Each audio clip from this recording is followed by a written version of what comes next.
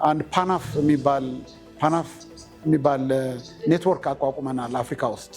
ያ ፓናፍ የተባለው ፓን አፍሪካን ኔትወርክ ፎር አርቲስትስ ፍሪደም የአፍሪካ ውስጥ ያሉ አርቲስቶች በተለያየ መንገድ የተለያየ ችግሮች አሉባቸው። ለዛ ላለባቸው ችግሮች ደግሞ የራሳቸውን ኔትወርክ ቢልድ አድርገው መወያየት አይችሉም እና ለምንድን ነው እንደዚህ አይነት ተለቅ ያለ የፓን አፍሪካን የሆነ ኔትወርክ ማናቋቁመው በሚል በዛ መሰረት በ2022 በአውሮፓውያን አቆጣጠር የተመሰረተ ነው።